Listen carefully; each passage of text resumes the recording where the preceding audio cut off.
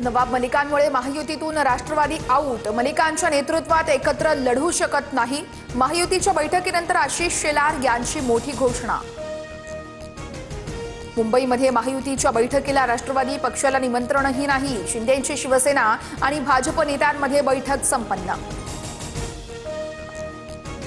विद्यमान नगरसेवक असलेली जागा संबंधित पक्षालाच देण्यावर भाजप आणि शिंदेंच्या शिवसेनेतील बैठकीत एकमत। काही जागांची अदलाबदल करण्याचीही तयारी। सूत्रांची माहिती तर गुरुवारी पुन्हा एकदा मॅरेथॉन बैठक पार पडणार।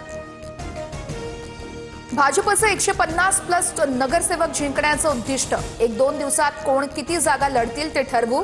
मुंबईचा महापौर मराठीच असेल। महायुतीच्या बैठकीनंतर आशिष शेलार यांची प्रतिक्रिया। महापालिका निवडणुकीत दोन्ही राष्ट्रवादी एकत्र लढण्याच्या हालचाली सुरू। दोन्ही पक्षांकडून एकमेकांच्या नेत्यांना फोनाफोनी। ठाकरे बंधूंची मुंबई महापालिका निवडणुकीसाठी युती काँग्रेस बाहेर। 1-2 दिवसात राज ठाकरे आणि उद्धव ठाकरे यांच्या युतीची अधिकृत घोषणा होणार। माझ्या राजकीय कारकिर्दीत शरद पवार पंतप्रधान व्हावेत असं स्वप्न बघितलं होतं। आताच्या घडीला पंतप्रधान म्हणून देवेंद्र फडणवीस शोभू शकतात। रामराजे नाईक निंबाळकर यांच्या वक्तव्याची सर्वत्र चर्चा। चंद्रपुरात कर्ज फेडण्यासाठी शेतकऱ्याला किडनी विकायला लावल्याचा प्रकार समोर। कंबोडियामध्ये शस्त्रक्रिया करून 8 लाखाला किडनी विकल्याची ही माहिती समोर।